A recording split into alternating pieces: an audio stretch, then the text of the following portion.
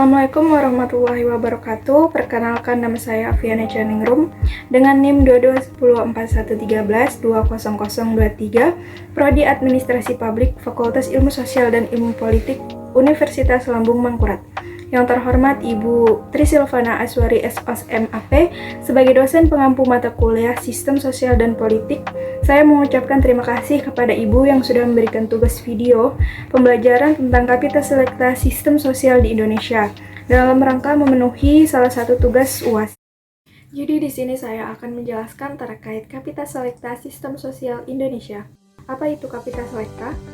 Arti Kapita Selekta menurut KBBI yaitu yang berarti bunga rampai atau garis besar karya ilmiah yang dianggap penting, sedangkan Kapita Selekta secara istilah atau terminologi adalah mata kuliah yang membahas kumpulan, masalah, dan pendidikan yang penting dan terpilih untuk dicari penyebabnya dan ditentukan jalan keluarnya.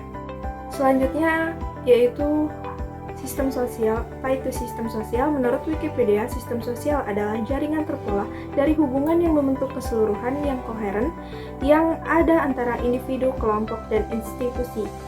Pengertian demokrasi konsensus menurut Aaron Lichford 1999, demokrasi konsensus adalah suatu rezim demokrasi yang lebih menekankan konsensus ketimbang oposisi, lebih merangkul ketimbang memusuhi, yang memaksimalkan ukuran koalisi ketimbang sekedar demokrasi 50% plus 1. Struktur demokrasi konsensus dapat digambarkan sebagai berikut. Yang pertama, adanya pembagian kekuasaan. Hal ini dimaksudkan untuk mencegah terjadinya konsentrasi kekuasaan pada satu orang atau kelompok tertentu.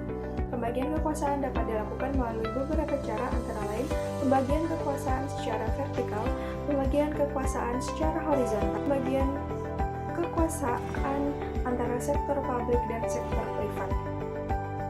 Yang selanjutnya yaitu yang kedua, adanya partisipasi masyarakat. Demokrasi konsensus menekankan pentingnya partisipasi masyarakat dalam pengambilan keputusan. Hal ini untuk menjamin bahwa kepentingan semua pihak dapat terwakili dalam proses pengambilan keputusan. Demokrasi konsensus sebagai sistem manajemen konflik. Demokrasi konsensus dianggap sebagai manajemen konflik karena dapat menghasilkan keputusan yang diterima oleh semua pihak yang terlibat dalam proses pengambilan keputusan. Dalam demokrasi konsensus, semua pihak yang terlibat dalam suatu konflik berpartisipasi dalam proses pengambilan keputusan dan mencapai kesepakatan bersama. Hal ini dapat mengurangi ketegangan dan meminimalkan risiko konflik yang lebih besar di masa depan. Selanjutnya yaitu elemen-elemen demokrasi konsensus. Terdapat 3 elemen utama dalam demokrasi konsensus, yaitu kesepakatan tentang tujuan atau cita-cita bersama, the general goals of society, of general acceptance of the same philosophy of government, merujuk pada adanya kesepakatan mengenai tujuan atau cita-cita bersama dalam masyarakat. Yang kedua yaitu kesepakatan tentang the rule of law sebagai landasan pemerintah atau penyelenggaraan negara, the basis of government.